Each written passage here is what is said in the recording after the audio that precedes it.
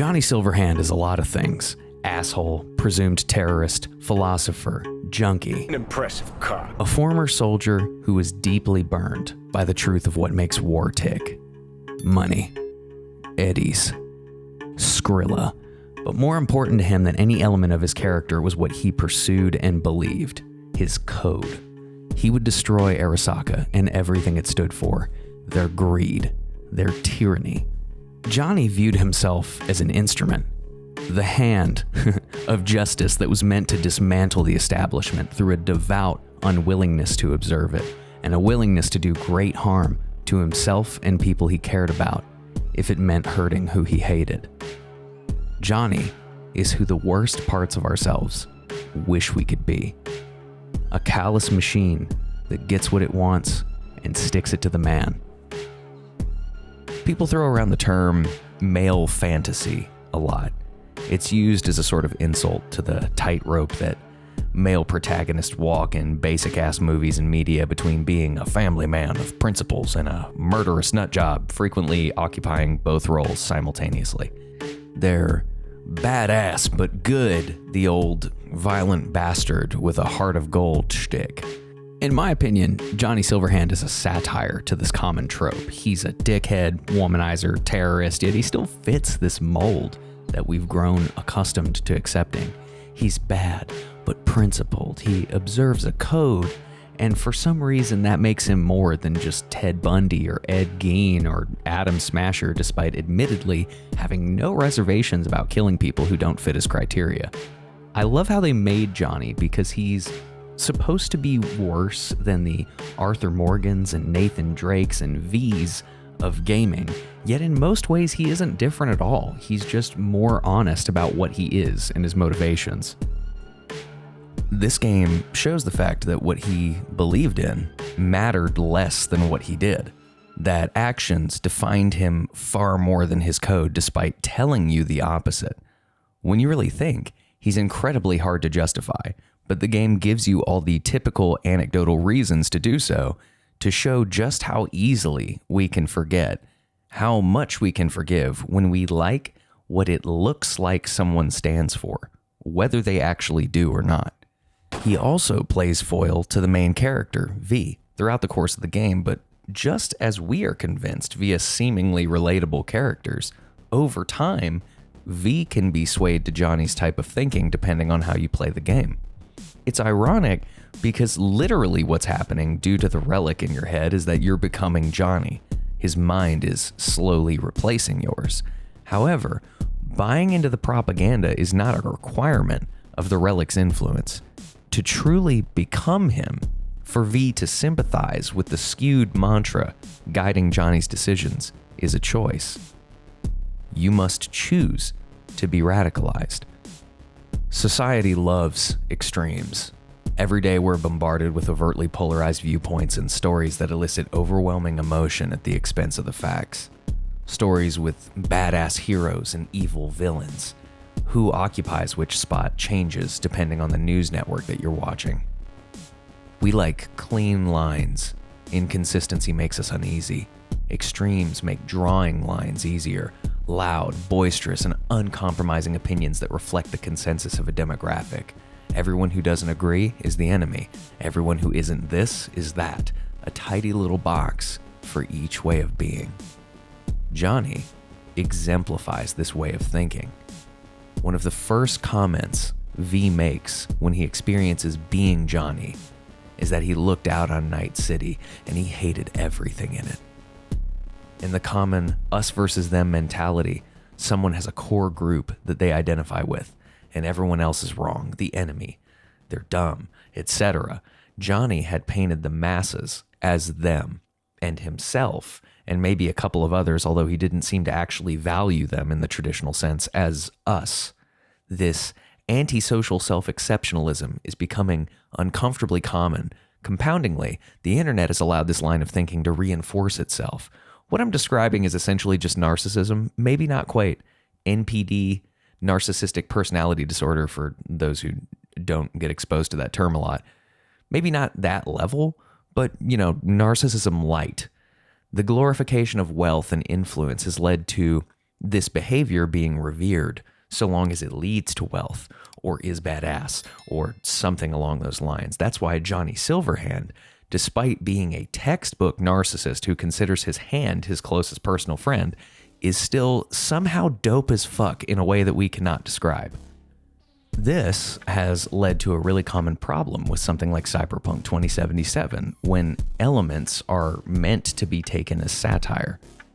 Satire doesn't land quite right when people think it's cool. Among young males, this is absolutely rampant right now, symbolized in the alpha male, sigma male buffoonery that plagues the internet in all corners. There's this association with the idea of badassness being conflated with goodness or something admirable in some context. We tend to think of the people idolizing these wildly condemnable characters as basement-dwelling Redditors with a wall full of dusty katanas, and while I'm sure that stereotype exists, a lot of them would appear relatively normal from the outside. Grown men idolizing Homelander or Heisenberg, or going back a little farther, Scarface or Tyler Durden or Johnny Silverhand. But honestly, all of these guys occupy the same bucket, really. They're kind of fucking losers, or a figment of the imagination. Johnny was a doped out douchebag, a shitty romantic partner, a shitty friend, a shitty bandmate, and a wannabe terrorist. Now, through some weird shit with the cyberpunk tabletop game that changes a lot of the lore surrounding the game, apparently Johnny didn't actually set off the nuke that killed a ton of people in Night City. Also, he's apparently a cyber psycho. A lot of this reads as a huge cop-out from a writing perspective to me, but I digress. Also, if you look, apparently he somehow founded Samurai when he was 15 and he was a soldier before that. Killer world building. This is neither here nor there, but the Pond Smith universe lore is kind of busted. Lastly, it doesn't matter if he didn't do it, because he wants to do it again for the first time anyway. You know what? While I'm here hurting feelings, while Jackie isn't a manipulator or any of the goofy clickbait nonsense YouTubers are claiming him to be, he was also a fucking loser, and he completely misunderstood for whom the bell tolls. Fuck you. I'm not crying, you are. Fuck off. All right, now let's get back to Johnny. It's funny how quickly we vilify religious extremism. Hospital bombings, church bombings, literally just any location with bombing or shooting at the end. We understand mostly without question that these events are terrible and pointless losses of life, regardless of whatever cause is assigned to it.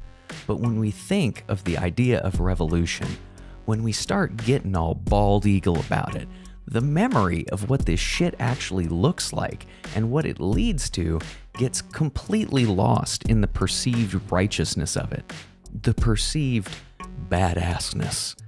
Which brings me to everyone's favorite ending, the secret ending, the solo run where we're busting it down on Arasaka sexual style in a final blaze of glory.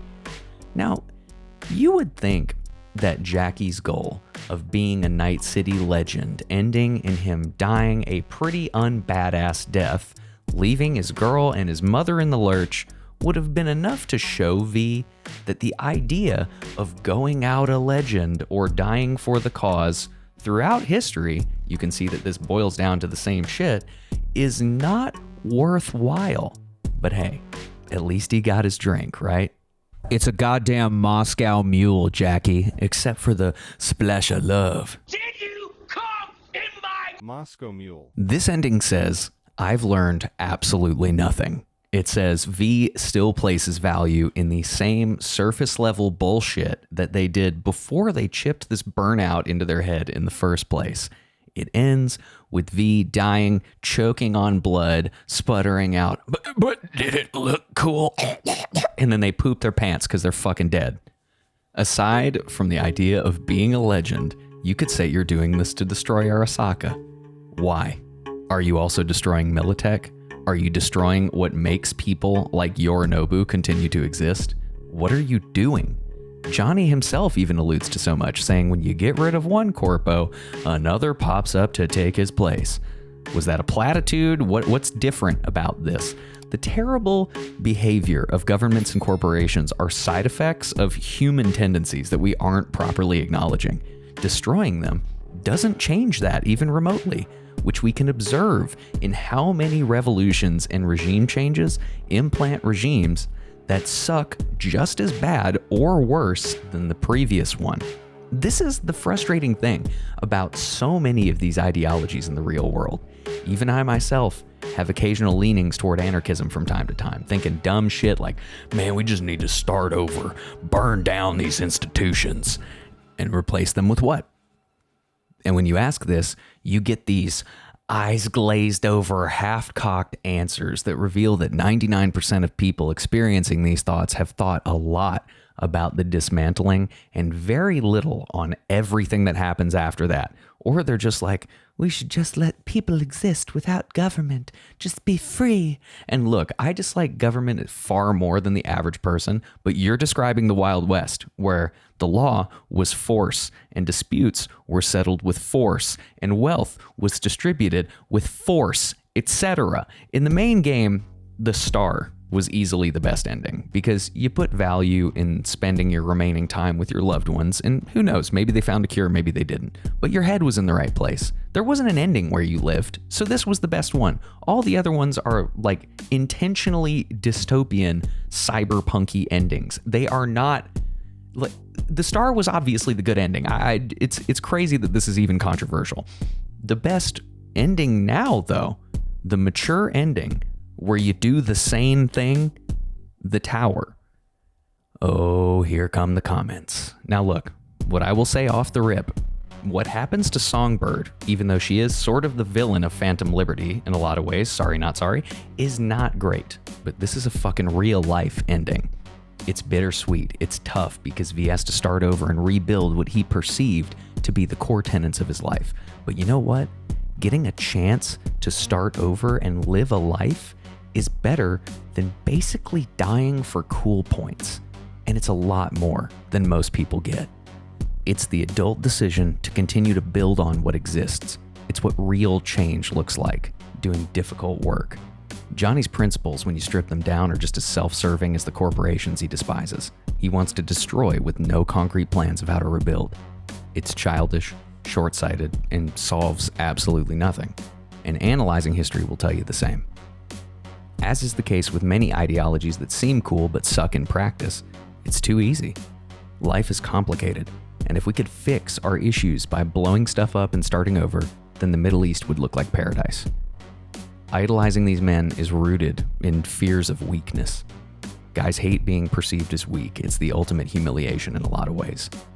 I don't know who needs to hear this, but thoughtless killing and half-cocked plans of violent revolution is not manly. Treating your friends like shit and being a callous bastard who darkens the lives of everyone they interact with is not badass. The truth of the matter is Johnny's behavior, between his consistent bitterness towards everything and everyone, his drug dependency, and his allergy to any sort of real emotion, reeks of massive insecurity. Maybe that's why so many people relate to characters like these. The last thing we need is more Johnny Silverhands. Well, thank you guys so much for watching. If you liked it, please give a like and subscribe. It's the best way to support my channel. And please tell me your thoughts about the endings of this game if you disagree or agree, whatever. I'll be honest, to me, it felt like with the Tower ending that they kind of had to force in downsides because otherwise it'd be too obviously the best ending. Like, what's up with Pan Am not wanting anything to do with you after this? Gee, sorry I wanted to live. Oh, I was busy being in a coma. Like, what the fuck ever. So I hope you enjoyed. Let me know your thoughts.